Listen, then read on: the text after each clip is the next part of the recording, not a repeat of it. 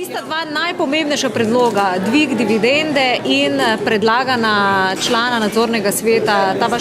vaš predlog so zavrnili. Kaj menite o tem?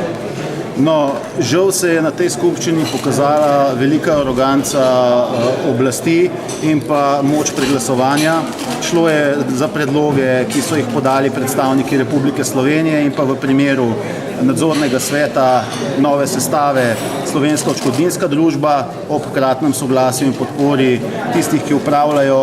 z lastništvom Republike Slovenije. V Novi Kreditni banki Maribor je to še vedno tako pomembno in prevladujoč delež, da brez njega niso možne nikakršne spremembe in to se je pokazalo. Mi smo vendarle, glede na to, da smo več kot 3 mesece imeli intenzivne pogovore tako s predstavniki države, kompetentnimi predstavniki, kot tudi Nove Kreditne banke Maribor, resno računali na to, da bo prišlo do usklajenega predloga, kjer bi tudi mali delničarji, glede na bistveno spremenjeno lastniško strukturo, pridobili možnost udeležbe pri upravljanju družbe in pri nadzoru le-te. To je tudi pravica, ki izhaja iz lastnine in če je Republika Slovenija oziroma njeni upravljavci lahko od državljanov pridobila 310 milijonov evrov, ko je prodajala delež, potem bi morala zagotoviti tudi to, da imajo ti ustrezen nadzor, ustrezen vpliv na poslovanje družbe. Žal ugotavljamo, da temu ni tako, te modrosti, zrelosti upravljavci niso zmogli, prevladala je drugačna kombinatorika, to obžalujemo tudi v luči morebitnih drugih javnih prodaj deležev Republike Slovenije in umika države iz gospodarstva, pri čemer seveda težko pričakujemo takšno mero zaupanja, kot so ga državljani pokazali v primeru Nove Kreditne banke Maribor, ki je največja delniška družba v Republiki Sloveniji. Jaz sem na to danes na skupščini večkrat upozoril, pozval k treznosti, a vendar žal ta ni prevladala. Sprejeti so bili predlogi, ki niso bili usklajeni, ne z malimi delničarji. Težko bom govoril za tiste, ki so se vključili v lastninsko strukturo z naslova institucionalnih vlagateljev, vendarle mislim, da predlog, kot je bil podan, je predvsem problematičen iz formalnih razlogov, namreč tako pomembna institucija, kot je Slovenska odškodninska družba in pa Republika Slovenija, sta podale predloge, ki so formalno neustrezni, nimajo ustreznih zakonskih podlag, kot jih zahteva in nalaga tako zakon o bančništvu, kot zakon o gospodarskih družbah. Na to sem večkrat izrecno opozoril, pravzaprav je bil posredovan samo predlog z imeni in priimki kandidatov, vse druge zahteve, ki so še izdatno decidirano navedene, tudi v zakonu o bančništvu, so bile očitno prezrte, zato nas žalosti takšen predlog tistih, ki bi pravzaprav prvi morali skrbeti za zakonitost in za tovrstne standarde in uvajanje ustrezne kulture tudi na slovenskem kapitalskem trgu. Če tega ne bomo zagotovili, potem ne bo likvidnosti na naši borzi, ne bo zaupanja ljudi v vlaganja v vrednostne papirje, ne bomo uspeli ohraniti lastništva nad pomembnimi družbenimi resursi, kakor Nova Kreditna banka Maribor sigurno je ena od pomembnejših in nas takšen odnos oblasti oziroma upravljavcev premoženja Republike Slovenije zelo skrbi, vendarle gre za to, da smo, kar se tega tiče, vsi v istem čovnu in takšna ravnanja seveda ne bi smela biti dopustna in realizirana, kot so se danes pokazala. Ob nekaterih pozitivnih izkušnjah, ki smo jih sicer imeli z upravljavci in z vlado pri sprejemanju zakonodaje, moram tokrat res z veliko užaloščenostjo ali ogorčenjem izraziti začudenje nad takšnim ravnanjem, kot se je pokazalo v primeru tako pomembne delniške družbe, kot je Nova Kreditna banka Maribor, ne samo za lokalno, pač pa tudi širšo slovensko skupnost in ne nazadnje za največjo delniško družbo, za vsem tistim, kar to pomeni tudi za morebitne prihodne prodaje deleža Republike Slovenije v podjetjih, kjer je še lastnik.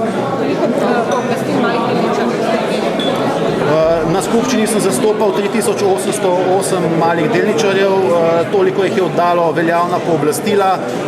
Mislim, da je bilo to največ od vseh, blizu tretjine vseh pooblastil, kar je bilo prejetih na družbo. Hkrati pa sem seveda zastopal kot zakoniti zastopnik tudi vse slovensko združenje malih delničarjev, ki je podalo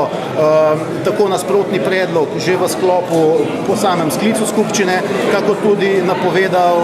na 3 sklepe, izpodbojne tožbe, ki jih bomo seveda v zakonitem roku preučili in temu primerno seveda strokovno utemeljeno verjetno preko slej tudi podali. Ob vseh resnih opozorilih, da takšno stanje utegne pomeniti tudi to, da bi v takšnem primeru Nova Kreditna banka Maribor ostala brez nadzornega sveta, če bi dejansko razrešitev, kot je bila sprejeta in je veljavna,